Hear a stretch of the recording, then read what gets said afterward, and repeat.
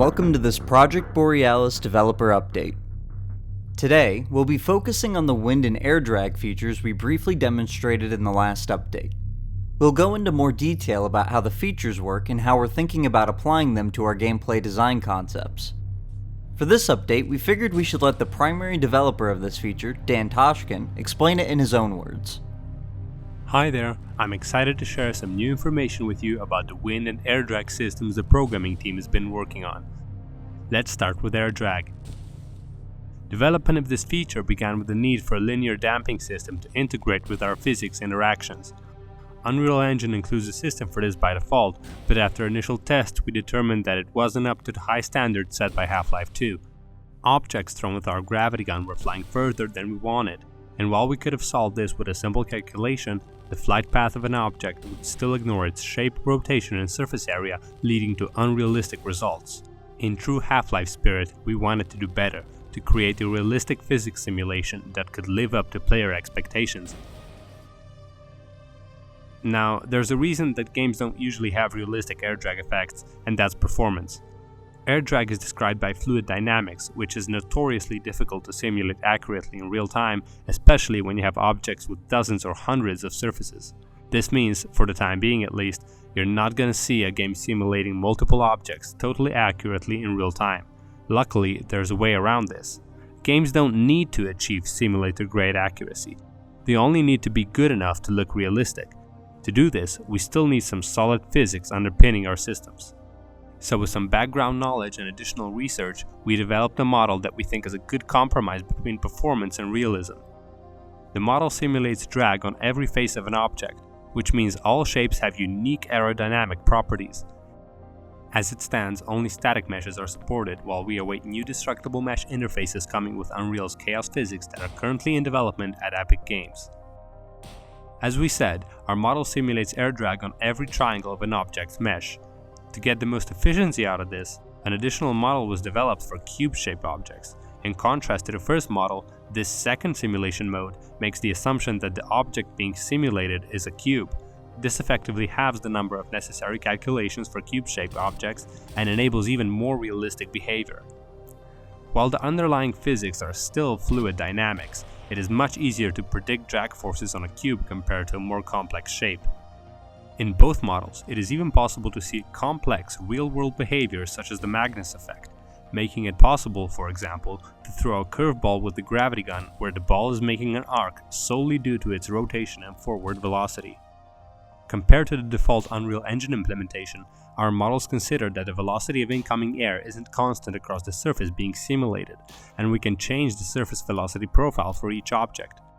We also consider that different angles of attack produce different surface velocity profiles, that the rotation of the body contributes to the drag differently for each face, and that each face rotates around its own local axis, which also creates drag, which in turn changes depending on the axis the face is rotating around and its shape. That's a lot of technical details to take in, so what's the final result of all this? Well, we think it looks really cool. For every shape, there's an orientation in which the experienced air drag is minimal. This is the orientation the object will gravitate towards when it's falling from the sky or when thrown with the gravity gun.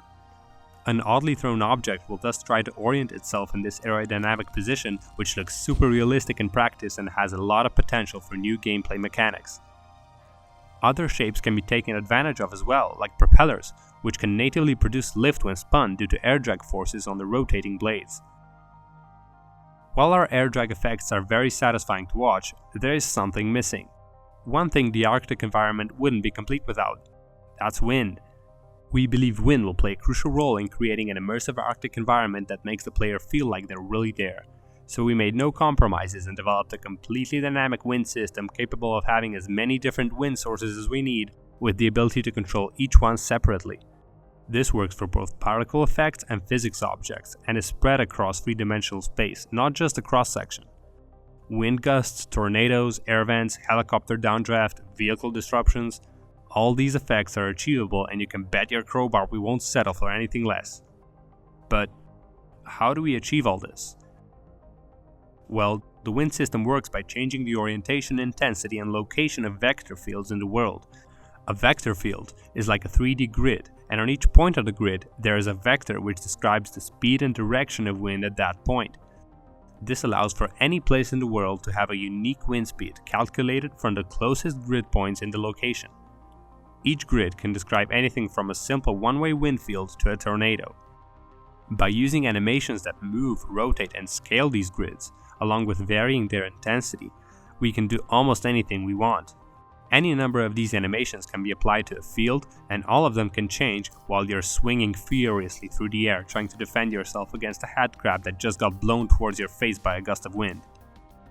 The wind system works in tandem with air drag to produce realistic movement in windy conditions for any physics objects that might be around. In addition, it can even be applied to objects without a mesh, meaning things like bullet impact effects, smoke clouds, and sparks can all get blown around in the wind. As you might expect, we can also denote areas such as the insides of buildings that aren't affected by wind. In this example, instead of powering our propeller to lift it off the ground, we can use our wind system to blow it, causing it to rotate. This all sounds very cool, but does it require a supercomputer to run?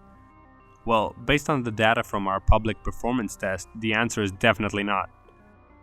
As previously mentioned, we already have two modes to optimize for cube-shaped meshes, but this isn't enough to ensure the player won't experience frame rate issues if there are, for example, hundreds of air drag objects in the area. A few hundred faces on each and pretty quickly your PC is on fire.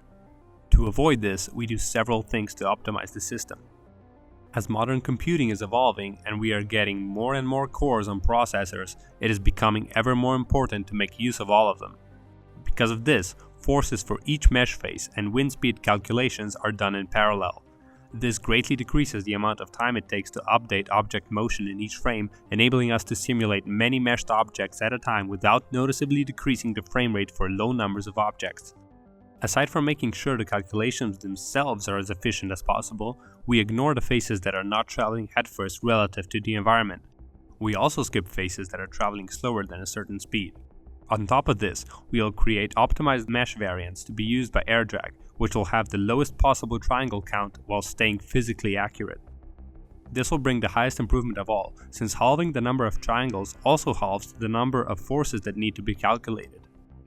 As a result, in most scenarios, the air drag system will not impact the frame rate of the game because many setups are limited by the graphics card and not the processor. Here's a stress test I did with 777 objects.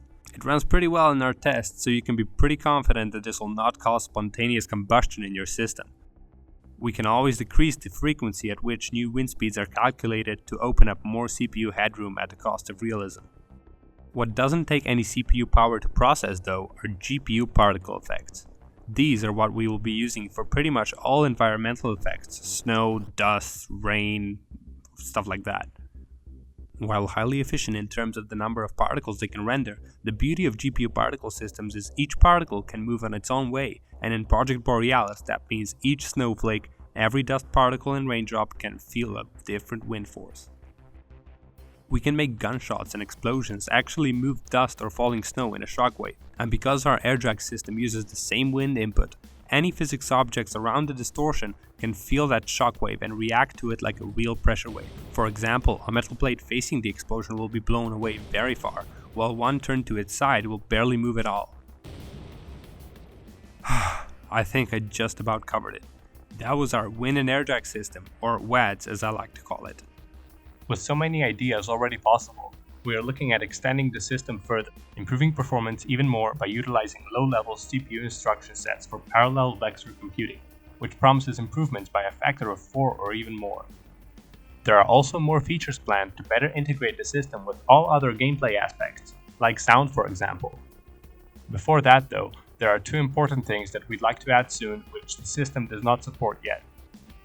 One is an air drag limitation that you might have noticed: no destructibles. We all know how cool it would look for a crate to break and see the pieces fly off into the distance carried by the wind.